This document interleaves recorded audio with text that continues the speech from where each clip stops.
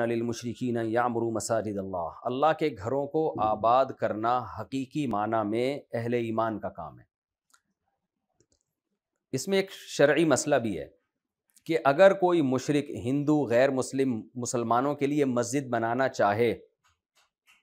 یا ڈونیشن کرنا چاہے مسجد کے لیے، تو کیا اہل اسلام کے لیے جائز ہے کہ اس سے چندہ لیں؟ تو فقہا نے بیان کیا ہے کہ اگر کوئی غیر مسلم ہندو یا عیسائی مسجد بنانا چاہے یا مسجد میں ڈونیشن کرنا چاہے تو اس کے مذہب میں اگر یہ جائز ہے، جائز کا مطلب باعث ثواب ہے، تو پھر اس سے چندہ لینا جائز ہے۔ آپ کہہ سکتے ہیں بھائی اس کے مذہب میں کیسے جائز ہوگا؟ دیکھیں بعض غیر مسلم براڈ مائنڈڈ ہوتے ہیں، وہ یہ سمجھتے ہیں کہ خدا کی کہیں بھی عبادت ہو تو یہ اس میں ہم تعاون کریں تاکہ ہم سے خدا خوش ہو۔ ان کو توحید اور شرک سے اتنی غرض نہیں ہوتی، کہتے ہیں بس زمین پہ اللہ کی گاڈ کی عبادت ہونی چاہیے۔ تو وہ عیسائیوں کو بھی چندہ دے رہے ہوتے ہیں، ہندوؤں کو بھی دے رہے ہوتے ہیں، وہ کہتے ہیں کسی بھی عنوان سے خدا کا تصور باقی رہے۔ تو اس کی رائے میں، اس کے عقیدے میں اگر یہ باعث ثواب کام ہے تو پھر ہم اس سے چندہ لے سکتے ہیں مسجد کی تعمیر کے لیے، بشرطے کہ اس میں مسلمانوں کی ذلت نہ ہو۔ ذلت کا مطلب یہ ہے کہ ایسا نہ ہو کل بعد میں شو بازیاں کرتا پھر رہا ہو اور ہمیں ذلیل کر رہا ہو۔ وہ خوف ہو تو ایک الگ بات ہے، نارملی پھر اس سے چندہ لیا جا سکتا ہے۔ لیکن اگر اس کے عقیدے میں یہ کوئی ثواب کا کام نہیں ہے پھر جائز نہیں ہے۔ اس کی تفصیل آپ کو فقہ کی کتابوں میں دلائل مل جائیں گے۔ تو اب یہ جو چندہ لینا جائز ہے، اس میں کوئی یہ اشکال کر سکتا ہے؟ فقہ نے جو مسئلہ بیان کیا کہ بھئی آپ مسجد کی تعمیر کے لیے غیر مسلم سے بھی چندہ لے سکتے ہیں، اس میں کوئی یہ اشکال کر سکتا ہے کہ قرآن تو کہہ رہا ہے کہ مشرکین کی یہ لائق ہی نہیں ہے کہ وہ مسجدوں کو تعمیر کریں، اور فقہا لکھ رہے ہیں کہ چندہ لینا جائز ہے ان سے اگر اس کے مذہب میں ہے۔ تو اس کا جواب یہ دیکھیں، قرآن یہاں مشرکین کو مسجد کی تعمیر سے منع نہیں کر رہا، اس کی تعمیر پہ فخر کرنے سے منع کر رہا ہے۔ ایسا فخر کہ جس کی بیس پر وہ یہ سمجھتے ہیں کہ ہم مسلمانوں سے اچھے ہیں۔ مثال کے طور پر ایک غیر مسلم نے، عیسائی نے آپ کو چندہ دیا آپ کی مسجد کی تعمیر کے لیے،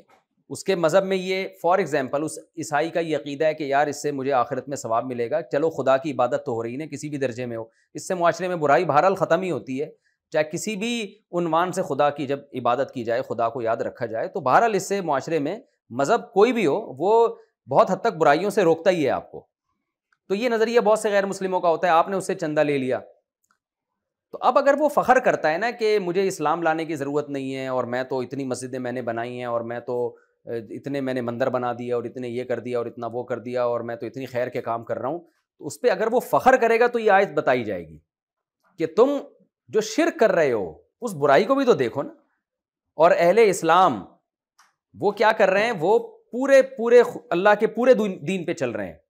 وہ توحید پرست ہیں، وہ نماز قائم کرتے ہیں، وہ زکوٰۃ کرتے ہیں، تو اپنے آپ کو ان سے کمپیئر نہ کرو۔ تو یہ آیت جو نازل ہوئی ہے اس لیے نہیں کہ مشرکین کو حاجیوں کو پانی پلانے سے روکا جا رہا ہے، بلکہ یہ بتایا جا رہا ہے کہ اس کام کے اصل اہل مسلمان ہیں، تم نہیں ہو۔ تم اگر کر رہے ہو تو ٹھیک ہے، تھوڑا بہت نیکی کر رہے ہو، شاید اللہ دنیا میں تمہیں اس کا کوئی ثواب دے دے، آخرت میں کوئی حصہ نہیں ہے۔ تو خوب سمجھ لیں، جو فقہا نے مسئلہ بیان کیا وہ اس آیت کے اگینسٹ نہیں ہے کہ آپ غیر مسلم سے بھی مذہبی جو عبادت گاہ ہے اس کے لیے چندہ لے سکتے ہیں اگر اس کے نظریہ یہ ہے کہ اس کو ثواب ملے گا، تو آپ کے لیے لینا، کیونکہ ہم ان سے ان کے مذہب کے مطابق معاملہ کریں گے۔ جیسے غیر مسلم جب نکاح کرتے ہیں اپنے مذہب کے مطابق کرتے ہیں، لیکن اس نکاح کو اسلام بھی نکاح مانتا ہے، تو اس کے مذہب کے مطابق جو چیز جائز ہے وہ ہم اس سے اس معاملے میں ڈیلنگ کر سکتے ہیں، بشرطے کہ ہمارے مذہب میں حرام نہ ہو۔ تبھی غیر مسلموں کو شراب پینے کی اجازت ہے اسلامی حکومت میں، کیونکہ ان کے مذہب میں شراب جائز سمجھی جاتی ہے، بہت سے غیر مسلموں کے مذہب میں۔ تو اس بیس پر فقہا نے اس کی اجازت دی ہے کہ یہ جو آیت نازل ہوئی ہے یہ فخر کے بارے میں ہے کہ فخر نہیں کر سکتے وہ۔ دوسری علمی نقطے کی بات ہمیں یہ پتہ چلتی ہے اس آیت میں کہ مسجد کی تعمیر کرنا بھی ایک بہت بڑی عبادت ہے۔ تبھی قرآن کیا کہہ رہا ہے؟ انما یعمر مساجد اللہ من آمن باللہ والیوم الآخر واقام الصلاۃ وآت الزکاۃ، کہ حقیقی معنوں میں جو مسجدوں کو آباد کرنے والے لوگ ہیں وہ لوگ ہیں جو اللہ اور آخرت پر ایمان رکھتے ہیں اور نماز قائم کرتے ہیں اور زکوٰۃ دیتے ہیں اور اللہ کے علاوہ کسی سے نہیں ڈرتے۔ تو اس آیت میں جہاں یہ پتہ چل رہا ہے کہ حقیقی معنوں میں مسجدیں جو تعمیر کرتے ہیں وہ ان صفات کے لوگ ہیں، اس میں اس طرف بھی اشارہ ہے کہ مسجد تعمیر کرنے کا جذبہ بھی اکثر انہی لوگوں میں ہوتا ہے۔ تو اس سے مسجد تعمیر کرنے کی فضیلت بھی معلوم ہوتی ہے کہ اگر کوئی دل سے مسجد آباد کرنے کا ارادہ کرتا ہے تو یہ اس کی علامت ہے کہ اس کا اللہ اور آخرت پر ایمان ہے، اس میں مسجد تعمیر کرنے کی فضیلت بھی معلوم ہوتی ہے۔ اچھا، اور ایک نقطے کی بات ہمیں یہ بھی پتہ چلتی ہے کہ دو نیکیوں میں ایک نیکی وہ ہے جو اسلام کی بقا کا ذریعہ بن رہی ہے، اور ایک نیکی وہ ہے جو اسلام کا کوئی حکم آپ پورا کر رہے ہیں۔ مثال کے طور پر حاجیوں کو پانی پلانا بہت بڑی نیکی ہے، مسجد کی تعمیر کرنا بہت بڑی نیکی ہے، لیکن مجاہد کیا کر رہا ہے؟ وہ آپ کے کنٹری کی حفاظت کر کے لاکھوں مسجدوں کو بچا رہا ہے، آپ کے ایمان کو بچا رہا ہے، آپ کے اسلام کو بچا رہا ہے۔ تو ایک شخص وہ ہے جس کا ایسا عمل ہے جو اسلام کو باقی رکھنے کا ذریعہ بن رہا ہے، اور ایک وہ عمل ہے جو اسلام کے کسی ایک حکم کو باقی رکھ رہا ہے۔ دونوں میں کمپیئر ہوگا تو جو اسلام کی بقا کا ذریعہ بن رہا ہے وہ اس کی فضیلت قرآن کے نظر میں بہت زیادہ ہے۔ تو جو مبلغین ہوتے ہیں، اسلام کی تبلیغ دنیا میں کرتے پھر رہے ہیں، یا وہ لوگ جو خاص طور پر مجاہد ہیں، جو جان دے رہے ہیں اور آپ کے کنٹری کی حفاظت کر کے آپ کی قوم کی حفاظت اور اسلام کی حفاظت کا ذریعہ بن رہے ہیں، اللہ نے کہہ دیا لا یستوون عند اللہ، تو مسجد تعمیر کرنے والا اور اللہ کی راہ میں لڑنے والا برابر نہیں ہو سکتے۔ آج ہمارے یہاں الٹا معاملہ ہو رہا ہے، لوگ 2-3 مسجدیں بنا لیتے ہیں اور اپنے آپ کو ان مجاہدین پر فوقیت دینا شروع کر دیتے ہیں جو اپنا خون اللہ کی راہ میں پیش کر رہے ہیں۔ خوب سمجھ لیں، اس کا یہ مطلب ہرگز نہیں ہے کہ مسجد بنانا کم نیکی ہے، یہ ہرگز مطلب نہیں ہے۔ نبی صلی اللہ علیہ وسلم نے فرمایا کہ جس نے ایک درخت لگایا، بخاری مسلم کی حدیث ہے، اور درخت کے بعد جب تک چرند پرند اس درخت سے کھائیں گے اس کو قبر میں ثواب ملے گا۔ دیکھیں، درخت سے فائدہ جانوروں کو ہو رہا ہے اور فائدہ مادی ہو رہا ہے، روحانی فائدہ نہیں ہو رہا،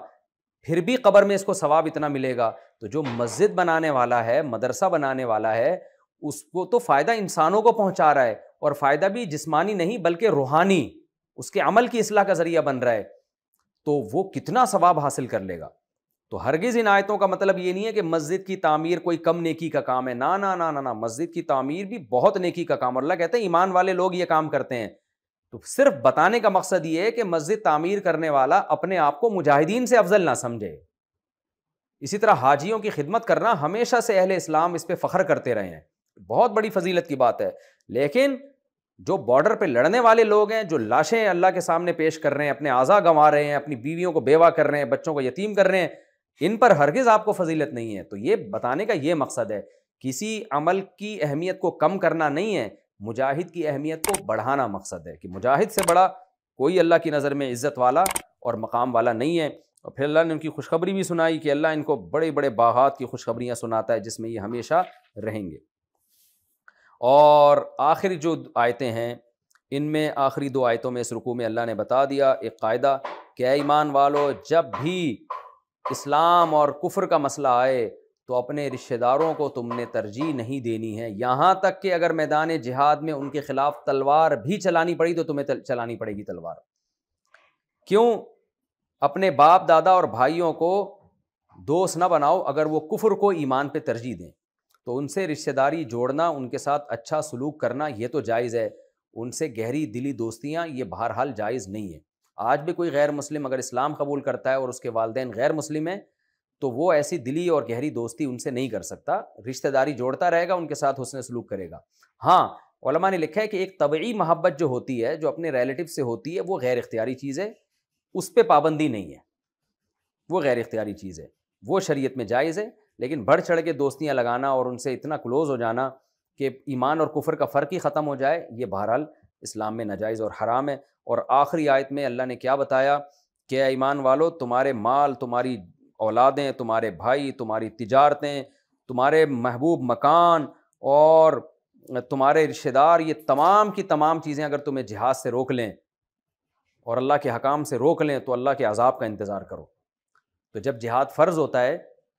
اور امیر کی طرف سے، آپ کے حاکم کی طرف سے آرڈر آ جائے کہ اللہ کی راہ میں آپ نے لڑنا ہے، تو پھر کوئی چیز آپ کو روکنے والی نہیں ہو، نہ آپ کی بیوی آپ کو روک سکے، نہ آپ کے بچے روک سکیں آپ کو، نہ آپ کے مکان روک سکیں۔ پھر شہادت اور اللہ کے راستے میں لڑائی یہ آپ کو سب سے زیادہ محبوب ہونی چاہیے۔ تو یہ ایمان کا ہمارا معیار ہونا چاہیے جو فرض ہے ہمارے اوپر۔ تو حدیث میں آتا ہے، رسول اللہ صلی اللہ علیہ وسلم نے فرمایا کہ جہاد یا اس کی نیت، فرمایا ہجرت تو ختم ہو گئی مکہ کی فتح ہونے کے بعد، لیکن جہاد یا اس کی نیت باقی ہے۔ تو یا تو آپ نے جہاد کرنا ہے یا اس کی نیت کرنی ہے کہ اللہ اگر میرے ملک پہ کبھی ایسے حالات آئے، میری قوم پہ، ایک اسلامی کنٹری کی بات کر رہا ہوں، کبھی ایسے حالات آئے یا اسلام پر ایسے حالات آئے کہ مجھے میری ضرورت پڑی، تو میں نیت کرتا ہوں کہ پھر میری بیوی، میرا مکان، میری گاڑی، میرے بنگلے اور میرے تجارت رکاوٹ نہیں بنے گا اگر جہاد مجھ پہ فرض ہوا. فرض کب ہوتا ہے؟ کہ جب امیر اعلان کر دے بھائی ہر جوان نے جانا ہے,